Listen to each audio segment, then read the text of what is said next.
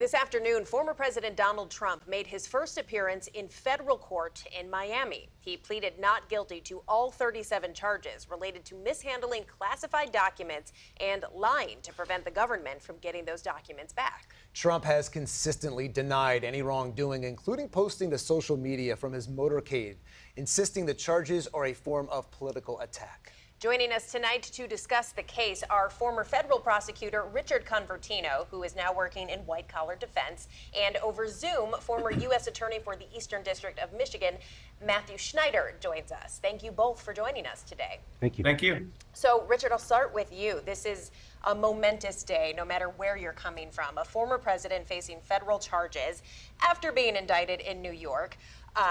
At the center of a number of other investigations and also rising through the polls, apparently, as the 2024 frontrunner.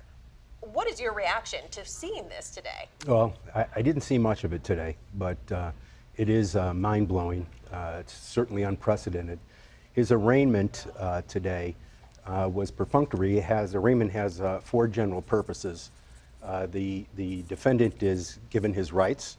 He's allowed the opportunity to be notified of the charges against them. The defendant has also addressed the Bail Reform Act of 1984, where there's a bond issue, whether or not the defendant will be released on bond. And the defendant has also made sure that he has right to counsel, and he's informed of all the charges against him. Matthew, let's bring you in over Zoom now. How do you think this plays out here going forward from where we're at today?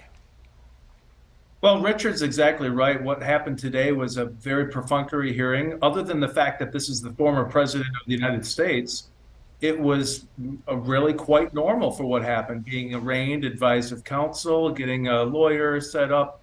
And now we go through the normal process. We go through the process of setting a court docket date, and then the president will have opportunities to raise his defenses. He'll be able to file motions to suppress the evidence if he wants, and he'll also receive the discovery. So for the first time, he'll be able to see all the information that the prosecution has. They are required under the law to turn it over to him. He doesn't have all of that right now. And then the court will set the dates, including a trial date.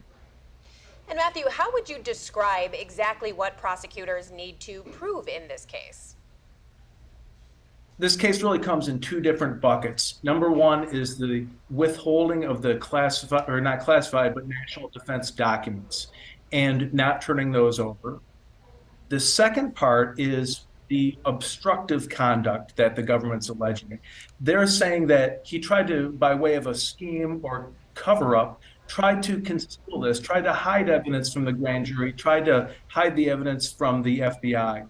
So the prosecutors now have to show both of these aspects. And it's not just about withholding the documents that they're going to show. They're going to have to put forth witnesses in addition to the evidence and explain what happened at Mar-a-Lago, how did those boxes get moved, what was the president's role in doing that, and they're going to try to add that up to part of the conspiracy that is alleged here, that he actually tried to obstruct the investigation. You know, there is an issue that, as Matt brought up, about the perfunctoriness of the arraignment today. There's something that is unusual, and that is the bail issue or the bond issue of the former president. If this were, instead of Donald J. Trump, Donnie Box Lunch, he would have been detained.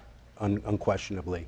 Under Section 3141 of Title 18, there is a clause in there that specifically talks about the danger to the community and the risk of flight. And under the danger to the community, if a defendant has been previously charged in another offense, which he has in New York, and has also the possibility of or serious risk of obstruction of justice, which is alleged, and a witness tampering charge, which is specifically under the Bail Reform Act, then he gets detained.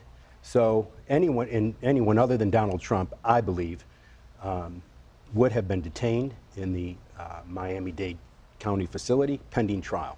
So along those lines, Trump is potentially facing decades in prison. Do you believe he will go to prison? I mean, we've never seen a former president in prison before. I do. I believe he will go to prison. under the sentencing guidelines, there's no way around him going to prison. I also believe that there's a very distinct possibility, if not a probability, of his co-defendant who is under the penumbra of Trump right now, and probably have a lawyer who's paid for by Trump or Trump associates of some sort. Maybe a PAC is paying for his lawyer. But once the defendant Nauta realizes that he's going to prison, I believe he'll plead guilty to probably the 1001 charge or the false statement charge, and cooperate with the government. And we've seen examples of that in relation to Trump in previous cases. Yes. With Michael Cohen and such. Yes. Matthew Schneider, as we close out here, any predictions? What do you think happens at the end of all of this? It's impossible to say. You know, Richard and I were both former federal prosecutors. We've seen a lot of cases brought that didn't turn out quite the way that we thought they would in the end. But if he is indeed convicted, it's important to note that the guideline sentence is really what controls. If President Trump's convicted of the case, it's not like he'll be getting 40 or 60 years. Those are the maximum sentences. The guidelines would probably be about maybe 8 to 12 years, somewhere in that range. But whoever is convicted of this type of crime, whether it's the president or not, is likely to receive a prison sentence. All right, defense attorney Richard Convertino and former U.S. Attorney Matthew Schneider, thank you both for lending us your expertise today. Happy birthday, Mom. Thank you. Happy birthday to Richard's mom.